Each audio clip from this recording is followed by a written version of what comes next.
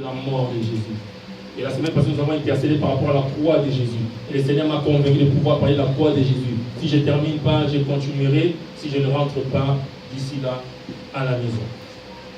Cette parole pascale de Jésus-Christ. Cette parole pascale de Jésus-Christ. Vous savez, je suis né Victor Pascal. Je suis né pendant la période pascale. Et j'ai reçu la première forme de baptême dans ma première église où je suis né, l'église catholique romaine, un certain 5 mai, pendant la période pascale encore. J'avais une année. J'aimerais bien dire, ma mère va me suivre. Souvent, maman, quand elle parle, elle dit que mon enfant, je ne l'ai pas donné au Seigneur, le Seigneur l'a pris. Mais j'aimerais bien dire à ma mère que ma mère m'a amené au Seigneur. Ma mère m'a amené au Seigneur. Mais le contexte est dans les temps. Merveilleux d'avoir une maman qui t'amène au Seigneur. J'avais une année, je ne comprenais pas trop grande chose, mais c'était déjà un pas. Alléluia. Maman, papa amène l'enfant au Seigneur.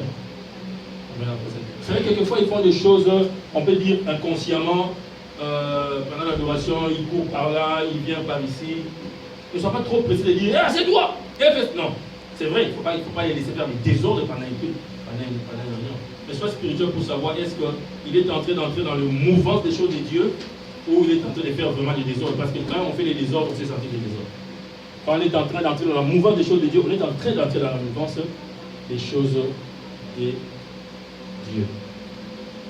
Alléluia. Parce que nous, il y a des désordres qu'on fait qui sont des désordres très graves par rapport à ce qu'eux ils font. J'espère que quelqu'un est en train de bien m'écouter. Je ne suis pas en train de dire, laisse-le pendant l'intercession courir à gauche et à droite. Je dis, sois spirituel. Qu'est-ce qui est en train de se passer avec cette petite-là, dans ces temples saints, dans ces temples bénis? Tu sauras.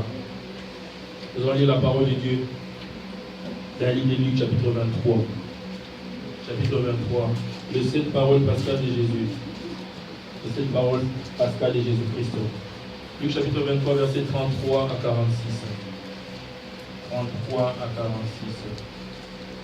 Maman a fait une action de grâce le dimanche passé, je n'irai pas passer sans ça. Maman et moi, nous sommes très contents d'avoir laissé lancer pratiquement notre refuge scholarship, les bourses que Dieu nous a demandé par le moyen modeste que nous avons de pouvoir accorder à ses enfants. Nous l'avons lancé. Ces enfants ont été supportés déjà. Nous sommes très contents. On aimerait que le Seigneur soit béni et que le Seigneur nous voie et nous écoute, nous aide à pouvoir faire plus. Parce qu'on doit faire plus. On doit faire plus que des sessions de formation, plus qu'une école, plus qu'une université. On doit le faire, mais selon sa vitesse. Selon sa vitesse. Et j'aime bien la vitesse de Dieu. Quand je me rends compte que je suis en train de terminer juste à peu près un tiers de ma vie, je suis en train juste de terminer un peu de ma vie. J'aime bien la vitesse de Jésus. Luc chapitre 23, verset 33 à 46, c'est la parole de Dieu que nous voulons lire. Et je t'attends pour ça. L'évangile du Saint-Esprit par l'apôtre Luc, verset 33, chapitre du Christ. Amen. Lorsqu'il fut arrivé au lieu appelé Grâce, ils me crucifièrent là, ainsi que les deux malfaiteurs. Ils savent ce qu'ils font. Ils se partagèrent ses vêtements en tirant au sort. Et regardez, le magistrat s'est moqué, disant qu'il se sauve lui-même, l'élu de Dieu. Le soldat aussi s'est moqué de lui, s'approchant et lui présenta du vinaigre. Il disait, si tu es le roi des Juifs, sauve-toi toi-même. Il avait au-dessus de lui cette inscription. Celui-ci est le roi des Juifs. L'un des malfaiteurs crucifiés l'injuriait, disant, n'es-tu pas le Christ? Sauve-toi toi-même et sauve-nous. Ne crains-tu pas Dieu, toi qui subis la même condamnation? Pour nous, c'est justice, car nous recevons ce qu'on mérite, nos crimes. Mais celui-ci, il dit à Jésus, souviens-toi de moi. Quand tu viendras dans ton règne. Jésus lui répondit, je l'ai dit en vérité, aujourd'hui tu seras avec moi dans le paradis. Il était déjà environ 6 heures. Il y eut des ténèbres sur toute la terre, jusqu'à la 9e heure. Le soleil s'obscurcit, le point du temple se déchira par le milieu. Jésus s'écria d'une voix forte, Père, je remets mon esprit entre tes mains. Et en disant ces paroles, il expira, parole du Seigneur. Parole du Seigneur.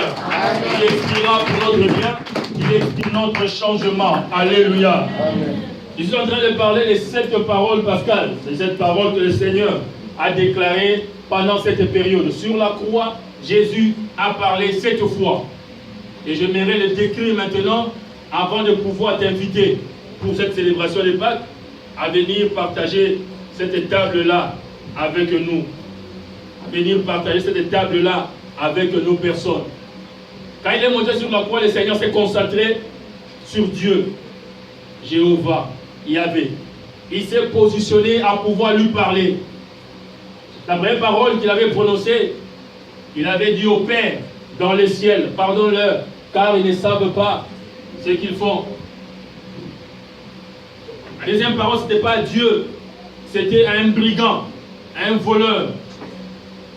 Comme nous étions, ou comme certains parmi nous le sont encore, d'une manière ou d'une autre. Et je te dis que si tu l'es, ce n'est qu'une étape. Moi, je l'étais aussi. Alors que son voisin, le brigand, disait, sauve-toi, sauve-nous, si tu es, mettant en doute sa seigneurie et sa divinité. Son ami le reprenait.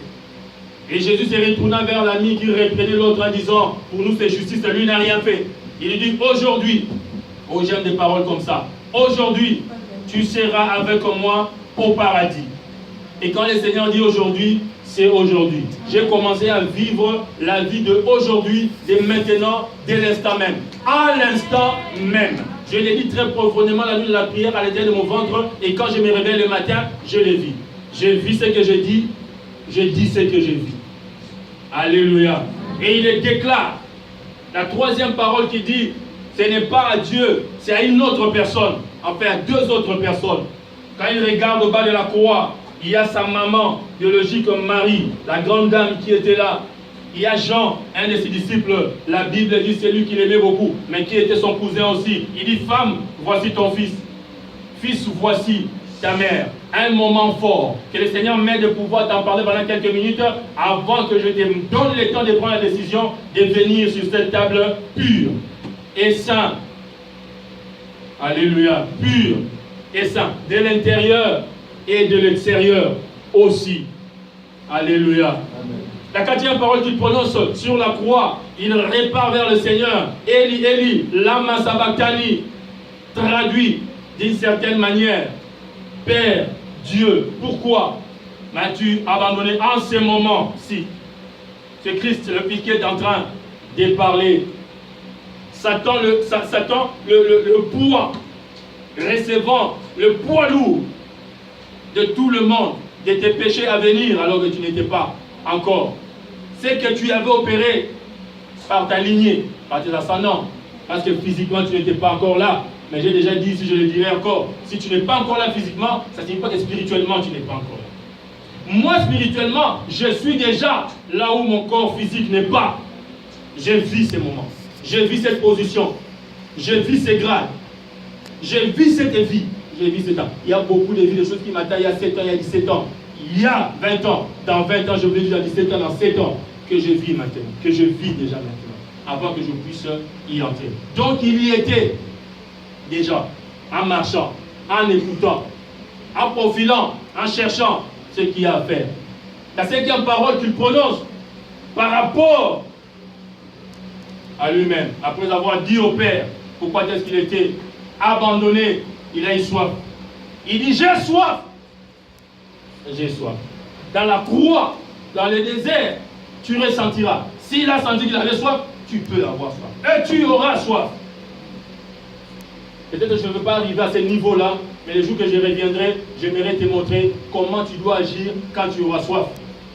En octobre le 7, j'aurai 20 ans, des périodes de soif, des périodes d'assoupissement de soif, ici, dans ces déserts.